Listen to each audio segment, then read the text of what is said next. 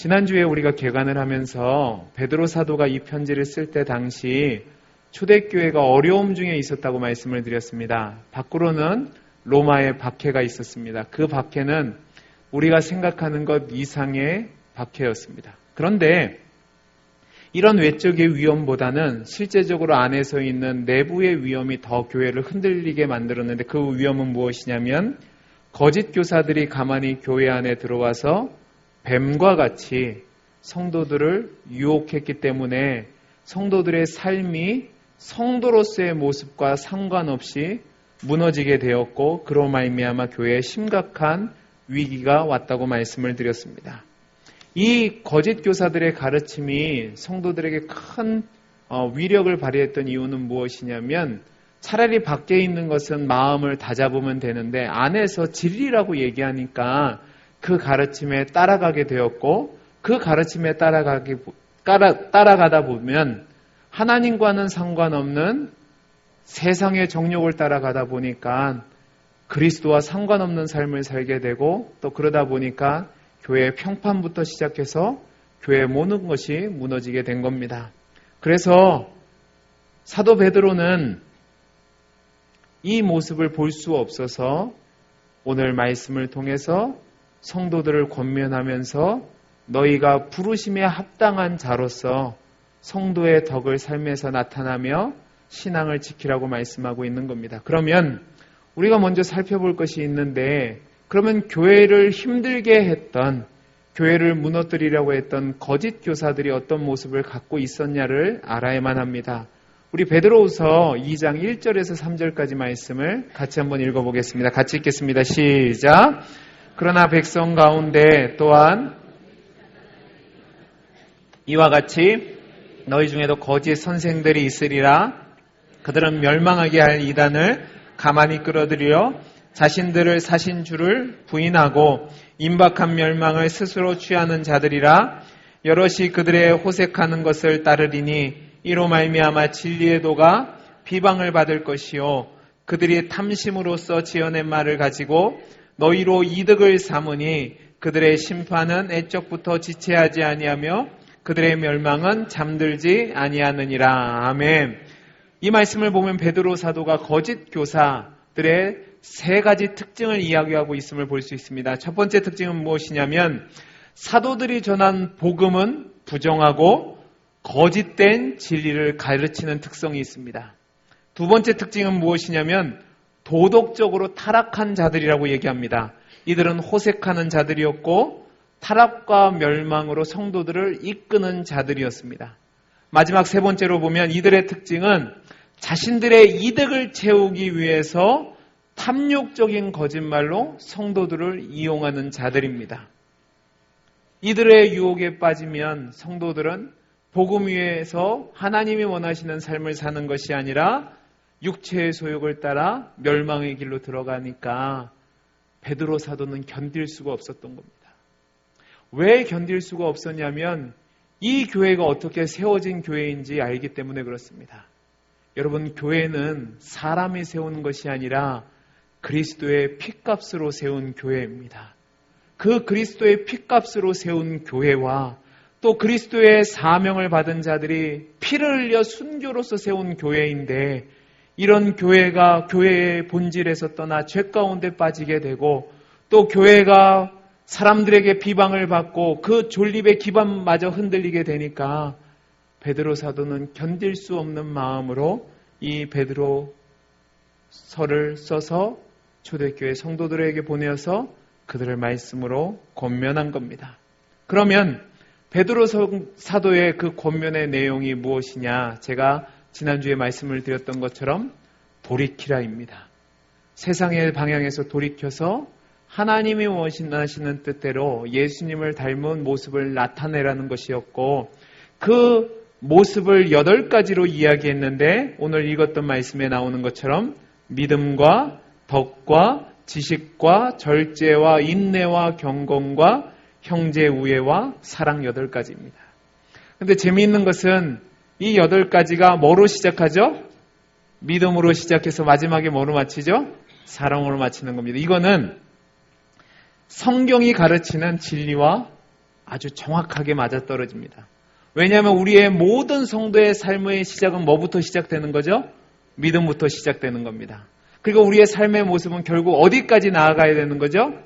사랑까지 나타나는데 누구를 사랑하는 것까지 나아가는 거예요? 누구요? 원수를 사랑하는 것까지 나아가는 겁니다. 그래서 이 8가지 덕은 저와 여러분이 성도로서 이 땅에서 나타내야만 하는 우리의 삶의 목표이고 결국이라고 말씀을 드릴 수 있습니다.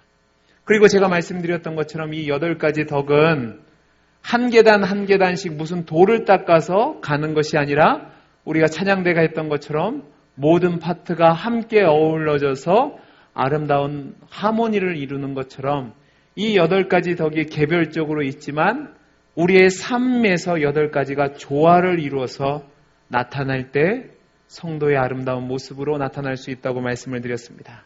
이제 그러면 이 믿음이 무엇인지에 대해서 살펴볼 것인데 왜 베드로 사도가 믿음을 제일 먼저 얘기했을까요?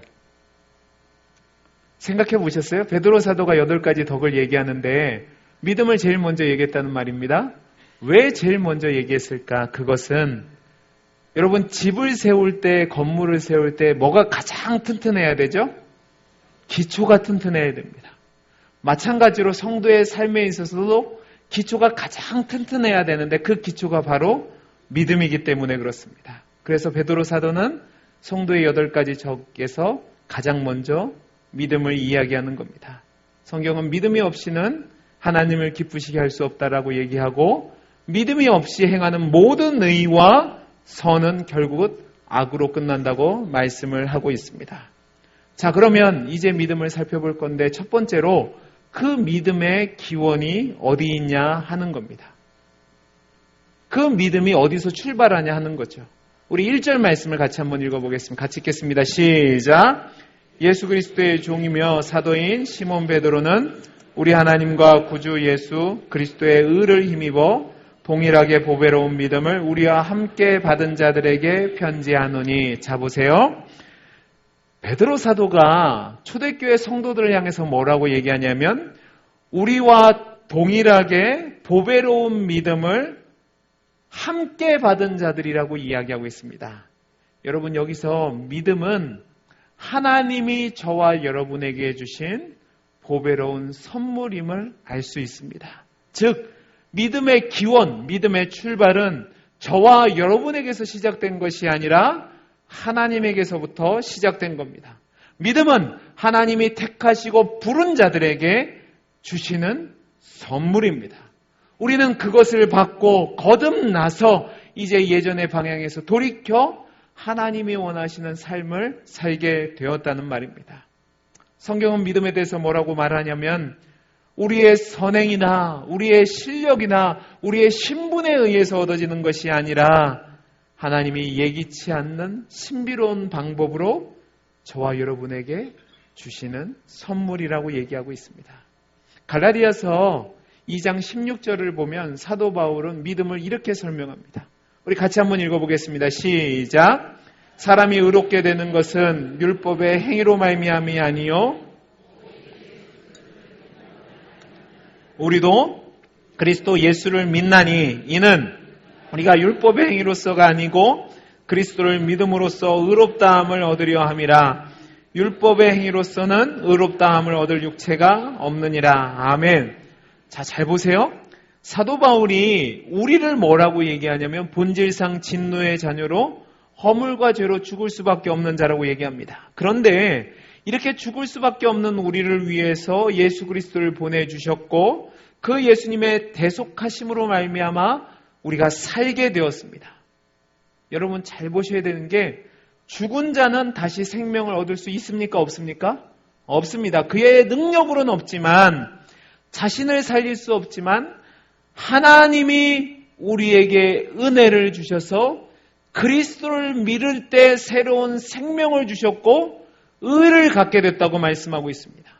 여러분 우리가 그리스도를 믿는다는 거 할 때 우리가 믿는 것이 아니라 그리스도가 우리에게 찾아오신 거죠.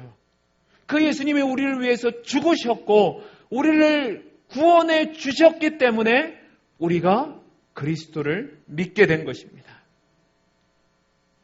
저와 여러분이 어떠한 깨달음을 통해서 저와 여러분이 어떤 지식이 있어서 실력이 있어서 하나님 앞에 나오고 하나님을 믿는 것이 아니라 자격 없고 능력 없고 부족하지만 하나님이 저와 여러분을 택하시고 부르셔서 믿음을 선물로 주셨기 때문에 저와 여러분이 지금 하나님 앞에 나와 예배할 수 있는 것이고 믿음이 있는 자로 살게 됐다고 말씀하고 있는 겁니다.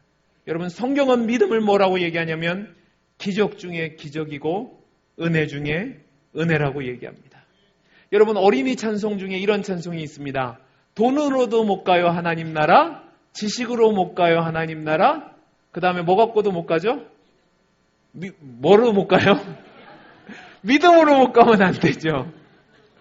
어여뽀도 못 가요 하나님 나라, 힘으로도 못 가요 하나님 나라. 근데 뭐가 되면 돼요? 믿음으로 가는 나라라고 얘기합니다. 그런데 잘 보세요. 그 믿음은 내가 시작한 것이 아니라 하나님이 선물로 주셨다는 말입니다. 저는 부족하지만 제 삶을 통해서 이게 정말 진리임을 알고 있는 사람입니다. 제가 말씀드렸죠. 저는 예수를 안 믿으면 핍박을 당하는 가정에서 자랐습니다. 여러분, 제가요 초등학교 1학년 때 40일 특별 새벽 기도를 드린 사람입니다. 제가 갔을까요? 부모님이 끌고 갔을까요? 아니, 대답을 해보세요. 제가 갔을까요? 부모님이 끌고 갔을까요? 그렇죠. 부모님이 끌고 갔죠. 그러면 제가 어려서부터 그렇게 신앙생활을 열심히 했으면 믿음이 있어야 될까요? 없어야 될까요? 있어야 되죠. 근데 제가 사춘기에 들어들면서 저희 부모님이 본격적으로 목회를 하면서 어려움을 당하고 말도 안 되는 성도들의 모습을 보고 하나님이 믿어지지 않는 겁니다. 하나님이 원망스럽고 하나님 존재가 의심스러운 겁니다. 물론 가정의 평화를 위해서 주일날 교회는 갑니다. 근데 제 마음에 하나님이 믿어지지 않았습니다. 때때로 기도도 했습니다. 그런데 그 기도를 한 것은 하나님을 믿어서 기도한 것이 아니라 하나님을 향해서 아첨도 해봤다가 협박도 해봤다가 흥정도 하는 겁니다. 근데 하나님이 기도를 들어주세요? 안 들어주세요? 안 들어주는 거예요. 제가 안 들어준다는 것은 제 기준입니다. 그러니까 하나님은 더 믿어지지 않는 겁니다. 예수 믿으면 잘 산다면서요. 예수 믿으면 복 받는다면서요. 무엇이든지 원하면 구하면 차고 넘치게 준다며요. 개뿔이나. 그때 제 마음이었습니다.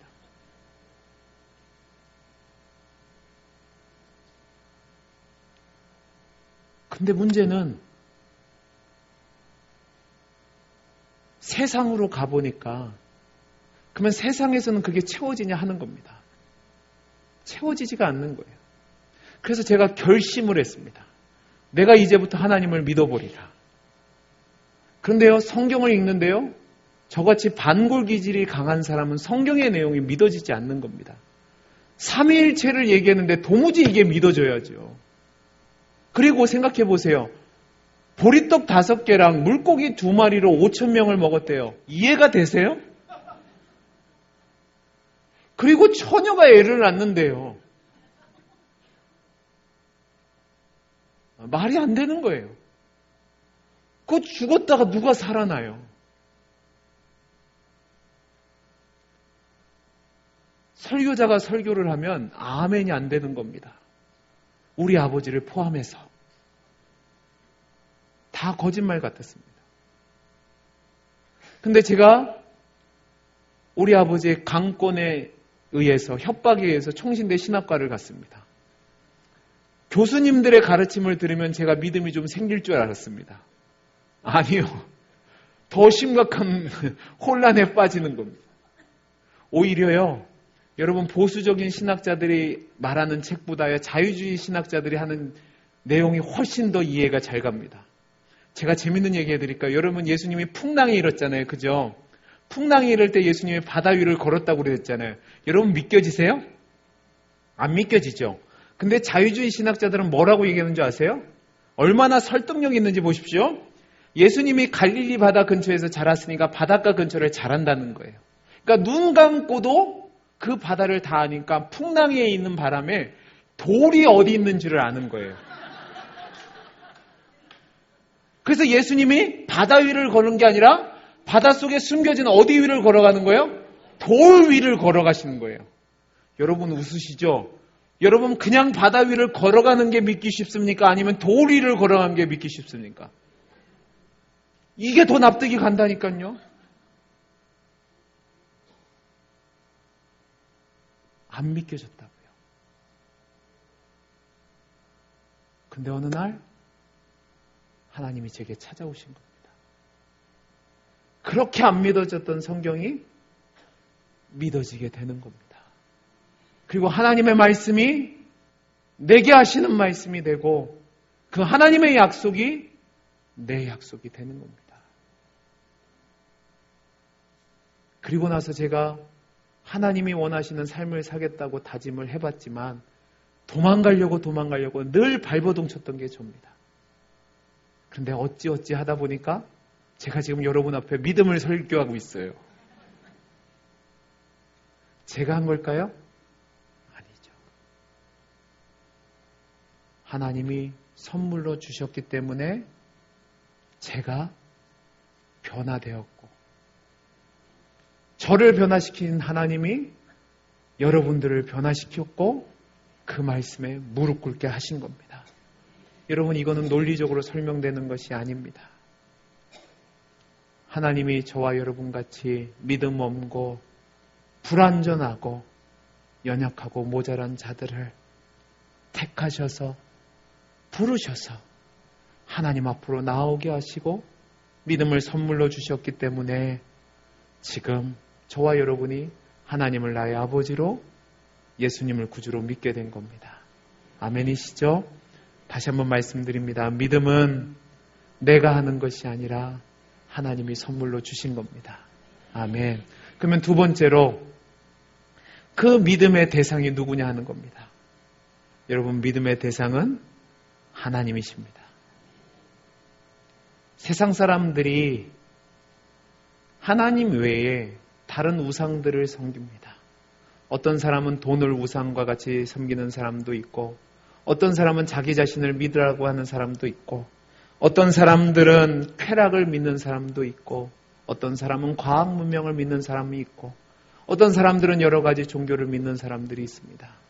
여러분 왜 사람들이 종교를 갖고 믿음을 갖는 줄 아세요? 칼빈은 뭐라고 얘기하냐면 사람의 마음에 하나님이 종교의 씨앗을 주셨기 때문이라고 얘기합니다.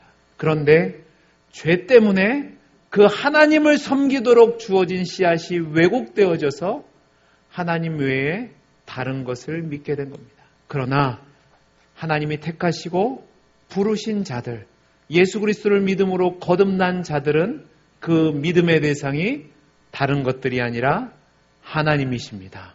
그런데 그 하나님을 믿는다고 했을 때 그 하나님은 나와 상관없는 하나님이 아니라 나와 관계를 맺으시고 나에게 가장 좋고 선한 것을 주시는 사랑의 아버지로서의 하나님을 믿는 겁니다. 히브리서 11장 6절 말씀을 우리 한번 같이 읽어보겠습니다. 제가 왜 이 말씀을 하는지 한번 같이 읽어보겠습니다. 시작! 믿음이 없이는 하나님을 기쁘시게 하지 못하나니 하나님께 나아가는 자는 반드시 그가 계신 것과 또한 그가 자기를 찾는 자들에게 상 주는 이심을 믿어야 할지니라. 아멘. 자 보세요. 여기 보면 믿음이 두 가지가 있다고 말씀하고 있습니다. 하나님이 기뻐하시는 믿음이 있고 그냥 믿음이 있는데 하나님을 기쁘시게 하는 믿음은 무엇이냐면 자신을 찾는 자들에게 상 주시는 이심을 믿는 거라고 얘기합니다. 또 그가 반드시 계신 것을 믿는다고 얘기합니다. 자, 그러면 바꿔서 얘기하면 하나님이 기뻐하지 않는 믿음, 믿음 아닌 믿음은 무엇이냐? 하나님을 얘기하고 하나님을 믿는다고 얘기하지만 나와 상관없는 신으로서 하나님을 믿는 겁니다. 여러분, 여러분이 하나님 앞에 예배하러 나왔고 하나님을 믿는다고 하면서도 여러분 마음속에 하나님이 여러분 삶과 상관이 없다면 그건 하나님을 바로 믿는 것이 아닙니다. 아무리 예배를 드리고 아무리 교회에서 직분을 갖고 봉사를 한다고 해도 여러분이 믿는 하나님이 여러분과 상관없는 하나님이라면 그 믿음은 하나님이 기뻐하시는 믿음이 아니라는 말입니다. 여러분과 상관이 있는 믿음이 무엇이냐? 내가 지금 비록 힘들고 어렵고 괴로움 중에 있다 할지라도 그 하나님이 나와 함께 하시고 나를 반드시 가장 좋고 선한 길로 인도하신다는 믿음을 갖는 것이 바로 하나님이 기뻐하시는 믿음이란 말입니다. 왜요? 하나님이 나를 사랑하시니까. 나의 아버지 되시니까 나를 포기하지 않으시고 끌고 가시는 것을 믿으니까 지금 내 상황이 힘들고 어려워도 내 하나님을 믿고 나아가는 겁니다. 사랑하는 성도 여러분, 여러분이 하나님을 믿는다고 이야기하면서도 나와 상관없이 아무런 영향력 없이 그냥 있는 존재로서 하나님을 믿으면 바른 믿음이 아닙니다. 내가 믿는 하나님은 어떤 하나님이냐면 나와 함께 하시고 나와 동행하시고 나를 인도하시고 내가 지금 부족하고 연약하지만 나를 변화시키고 만드셔서 결국 그 영광스러운 모습으로 인도하실 하나님, 그 하나님을 믿는 것이 진정한 믿음이란 말입니다. 저는 저와 여러분이 하나님이 기뻐하시고 상 주시는 믿음을 소유한 하나님의 백성이 되기를 간절히 소원합니다. 하나님을 이용하려고 하지 마십시오. 나와 상관없는 하나님을 믿지 마십시오. 나의 주인 되시고 나의 아버지 되시고 나에게 가장 좋은 것을 주시며 선한 곳으로 인도하시는 하나님, 그 하나님을 믿을 때 진정한 믿음이며 그것이 하나님이 기뻐하시는 믿음이고 상 주시는 믿음입니다.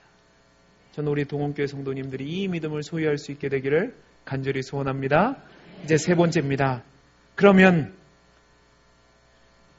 우리가 믿고 바라는 것이 무엇이냐 하는 겁니다. 성경은 믿음은 바라는 것들의 실상이라고 얘기합니다. 그러면 우리가 바라고 소망하는 것이 무엇이냐 하는 거죠. 성경은 뭐라고 얘기하냐면 우리가 바라고 소원하는 것이 무엇이라고 얘기하냐면 우리가 죄사함을 얻은 후에 결국 하나님이 우리에게 상급으로 주실 구원이라고 얘기합니다. 여러분, 저와 여러분이 믿음으로 말미암아 의인이 되었다고 하나님이 칭해 주셨습니다. 아멘이세요? 그러면 하나님이 저와 여러분 의인이라고 인정해 준 겁니다. 그러면 한번 질문해 보겠습니다. 여러분의 삶의 모습은 보면 자신 있게 의인이라고 이야기할 수 있으세요? 없으세요? 대답을 잘 못하시겠죠. 그렇죠? 내 삶을 보면 여전히 죄를 범하고 있고 여전히 내 안에 부패한 본성이 남아있음을 보게 됩니다. 그럼에도 불구하고 내가 스스로 의인이라고 얘기하는 것이 이율배반적인 것 같고 말도 안 되는 것 같습니다. 그리고 그런 내가 영생을 얻는다고 이야기하는 것이 믿어지지 않을 수 있습니다. 그런데 바라는 것들의 실상으로 믿는 믿음은 무엇이냐면 이렇게 염치 없고 부족하고 연약하지만 내가 의인이라고 칭하고 또 영생을 소망하는 이유가 내가 그렇게 살 수 있어서가 아니라 하나님이 주신 약속을 믿기 때문에 그런 겁니다. 그 하나님의 약속을 믿기 때문에 지금 내 눈에 보이지 않고 손에 만져지지 않지만 그렇게 될 줄 믿고 믿음으로 선포하고 믿음으로 나아가는 것이 바로 바라는 것들의 실상으로 믿음이란 말입니다. 여러분, 죄 없는 사람만 하나님이 부르시고 택하셨다고 이야기하지 않습니다. 오해하지 마셔야 될 게 성경은 위인전이 아닙니다. 여러분이 그토록 대단하게 여기는 믿음의 위인들도 믿음이 있고 실력이 있고 능력이 있어서 그들을 구원하신 것이 아니라 부족하고 연약하지만 하나님이 택하셔서 그들을 그 사람 되게 하셨기 때문에 그렇습니다. 저와 여러분이 구원에 대한 확신을 갖고 살아가야 되는 이유가 바로 여기에 있는 겁니다. 우리 히브리서 11장 1절에서 3절까지 말씀을 같이 한번 읽어보겠습니다. 같이 읽겠습니다. 시작. 믿음은 바라는 것들의 실상이요 보이지 않는 것들의 증거니 선진들이 이로써 증거를 얻었느니라. 믿음으로 모든 세계가 하나님의 말씀으로 지어진 줄을 우리가 아나니 보이는 것은 나타난 것으로 말미암아 된 것이 아니니라. 잘 보세요. 보이는 것은 나타나는 것으로 말미암는 것이 아니라고 얘기합니다. 그러면서 선진들이 이로써 증거를 얻었다고 얘기하는데 그것이 무엇이냐면 그들이 처음부터 자격이 돼서 구원을 얻었다가 아니라 하나님이 그들을 택하시고 믿음을 선물로 주시고 그렇게 만드셨기 때문에 믿음의 사람들이 되었다는 증거라는 겁니다. 여러분 모습 보면, 아니 제 모습 보면 답이 안 나오죠. 그렇게 안 될 것 같습니다. 그런데 우리가 믿음을 가졌다고 고백하는 것은 무엇이냐면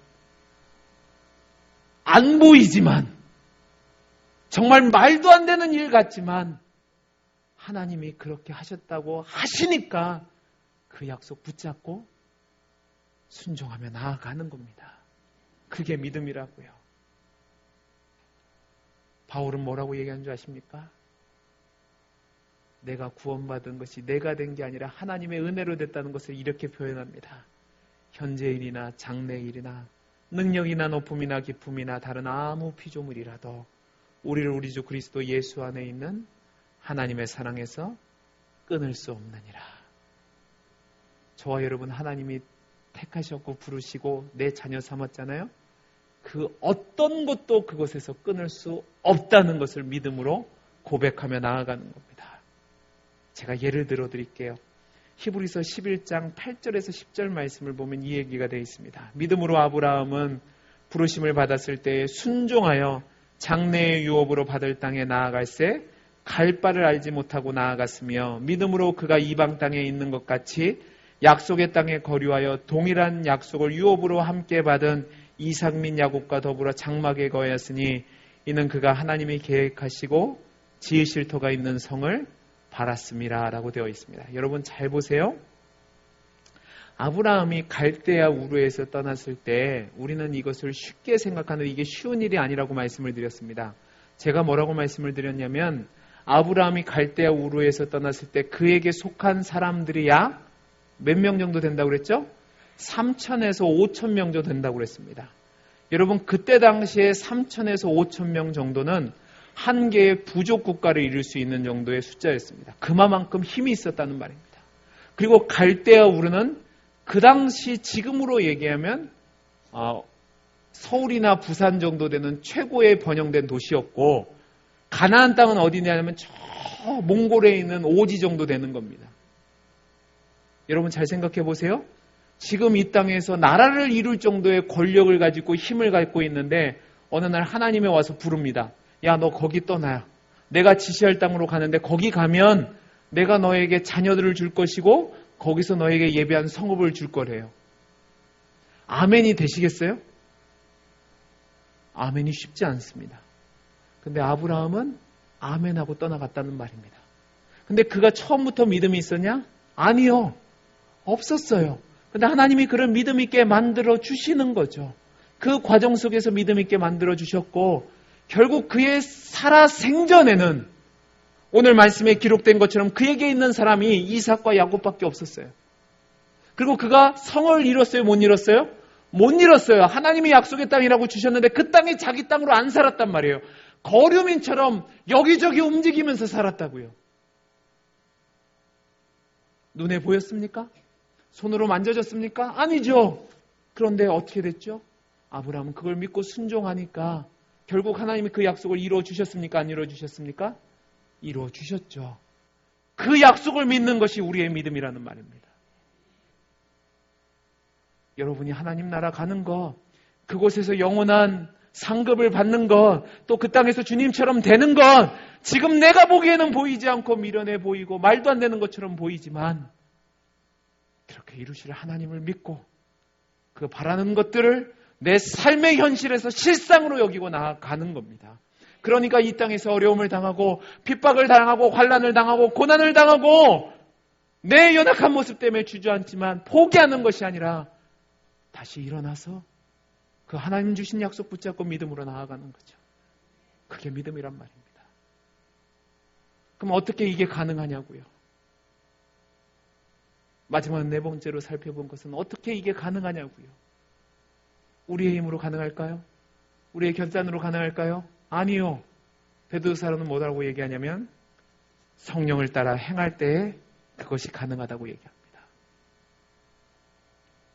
우리 안에 계시는 성령님의 인도하심을 따라갈 때 우리는 이러한 믿음에 있는 삶을 살아갈 수 있는 겁니다.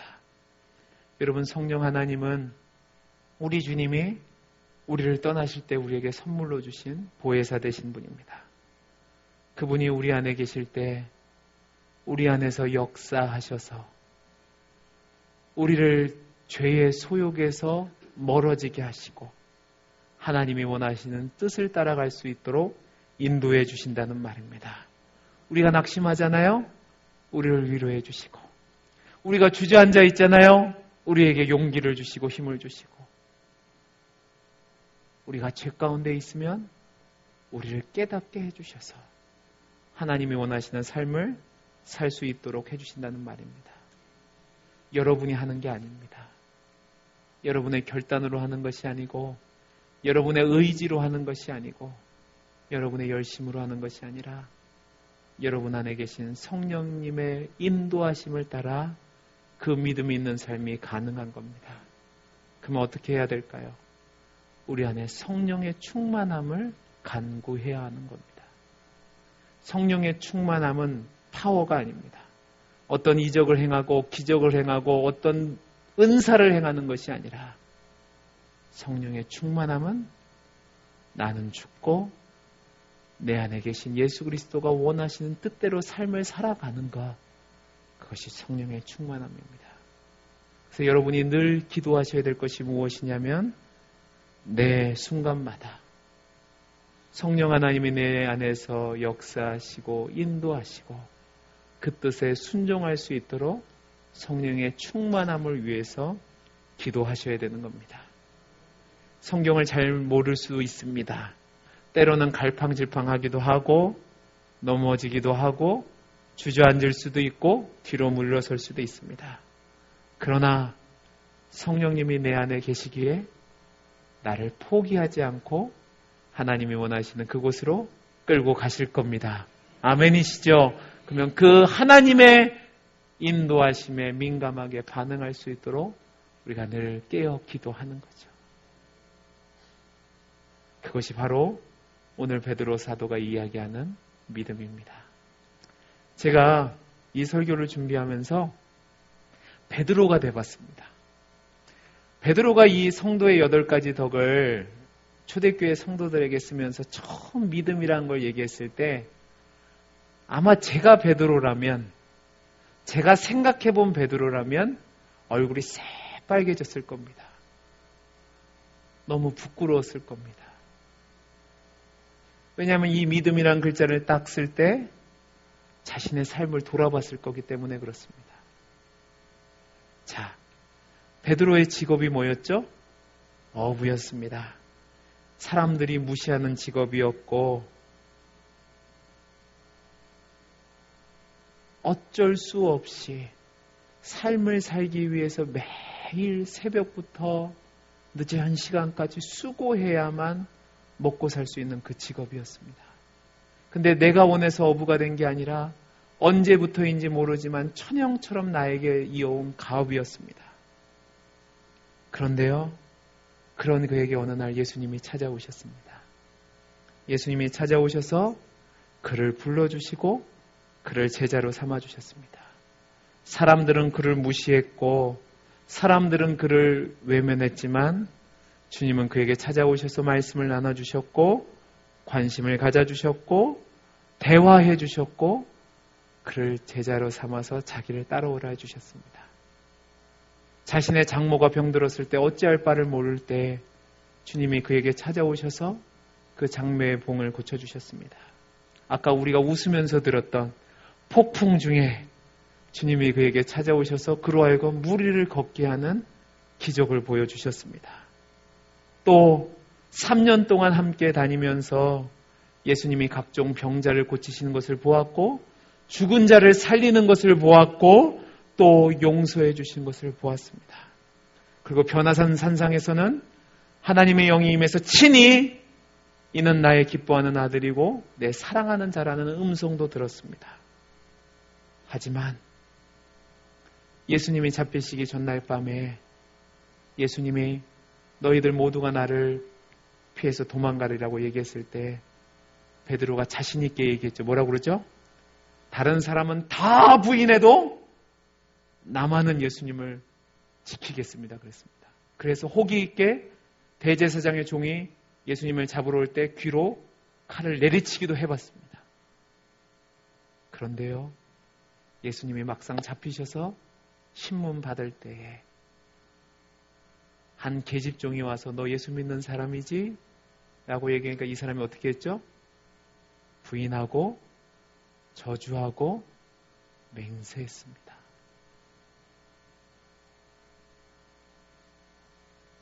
가슴을 치며 울어봤습니다. 부활하신 주님이 자기를 찾아왔습니다. 그 주님의 손과 옆구리와 발을 보고 주님이 부활하신 것을 믿었습니다.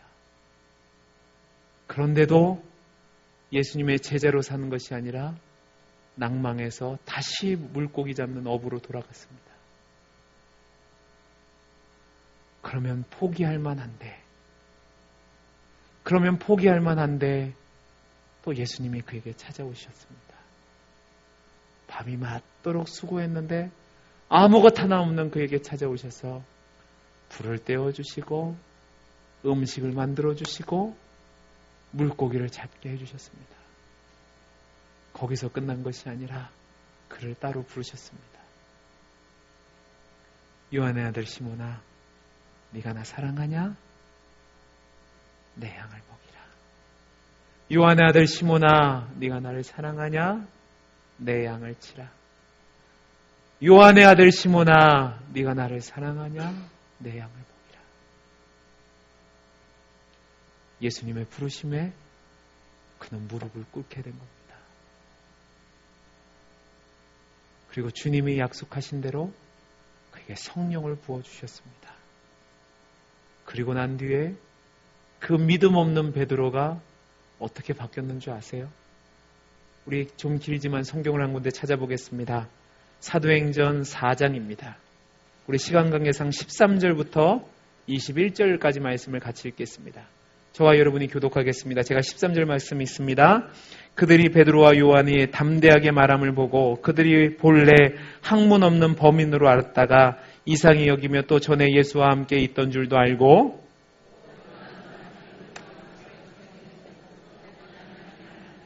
명하여 교회에서 나가라 하고 서로 의논하여 이르되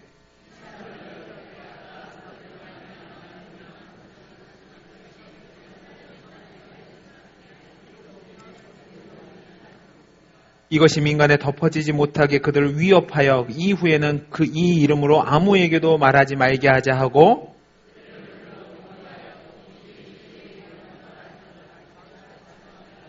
베드로와 요한이 대답하여 이르되 하나님 앞에서 너희 말을 듣는 것이 하나님의 말씀을 듣는 것보다 옳은가 판단하라. 같이 읽습니다. 관리들이 백성들 때문에 그들을 어떻게 처벌할지 방법을 찾지 못하고 다시 위협하여 놓아주었으니 이는 모든 사람이 그 된 일을 보고 하나님께 영광을 돌림이라. 아멘. 자 보세요. 이게 예수님이 변화시킨 성령의 사람 베드로의 모습입니다. 이전의 베드로가 아니죠. 하나님이 부르셔서 그를 하나님의 사람으로 만들어 주시니까 영원한 천국을 소망하는 자가 되게 해주시니까 그가 어떻게 변합니까? 너 죽일 거야 라고 위협하는 그 순간에도 내가 사람을 좋게 하냐 하나님을 좋게 하냐 하고 복음을 증거하는 자로 세워졌다는 말입니다. 물론 이게 베드로의 완전한 모습이냐? 아니죠. 또 넘어집니다. 오죽하면 신짜백이 바울이 베드로를 향해서 너 왜 외식하냐라고 책망하겠습니까? 그리고 성경에 기록되지는 않았지만 저와 여러분 쿠오바디스 보셨죠? 그죠? 로마가 박해가 심하니까 베드로가 자기 살려고 도망 나옵니다. 근데 그때 또 예수님이 어떻게 하세요? 로마도 들어가시는 겁니다. 그러니까 베드로가 묻죠. 쿠오바디스 도미네, 주님 어디로 가십니까? 네가 떠나가니까 내가 다시 죽으러 간다 합니다. 베드로가 어떻게 합니까? 돌이켜서 다시 로마로 들어갑니다. 가만히 보세요.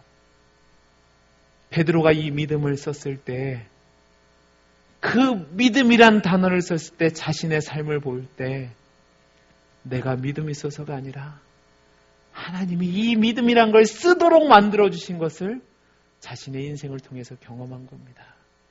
그러면서 성도들을 향해서 믿음을 가장 첫 번째 덕목으로 세운 겁니다. 저는 저와 여러분에게 하나님이 동일한 은혜를 주신 줄로 믿습니다. 여러분의 지금의 모습이 연약하고 초라해 보여도, 죄 가운데서 씨름하고 늘 날마다 주님과 상관없는 삶을 사는 모습이 내게 있을지라도 포기하지 마셔야 될 것은, 다시 용기를 내실 수 있는 것은 여러분이 믿음을 가진 것이 아니라 하나님이 여러분에게 믿음을 선물로 주셨기 때문에 그렇습니다. 그리고 그 선물로 주신 하나님은 여러분을 절대로 포기하지 않으시고 끝까지 인도하셔서 예수님의 성품으로 만들어 주실 겁니다. 그 예수님이 저와 여러분이 믿는 예수님이고, 그 하나님이 저와 여러분이 믿는 하나님이시기 때문에 다시금 힘을 내시고 용기를 내시고 믿음 가운데 행하시는 우리 복된 동원교회 성도님들이 되시기를 간절히 소원합니다. 기도하겠습니다. 사랑이 많으신 하나님 아버지, 믿음 없는 우리를 택하시고 부르셔서 믿음 있다 칭해 주시고 믿음의 사람으로 살게 해주시니 감사합니다. 비록 내 눈에 보이지 않고 손에 잡히지 않아도 그것을 이루실 하나님을 믿는 믿음으로 끝까지 믿음의 삶을 사는 우리 사랑하는 동원교회 모든 성도님들이 되게 해 주옵소서. 이 시간 하나님이 주시는 은혜에 감사해서 예물 드릴 때에 우리 하나님께서 영광 받아 주시기를 소원하며 사랑 많으신 예수님 이름으로 기도하옵나이다. 아멘. 함께 찬송가 404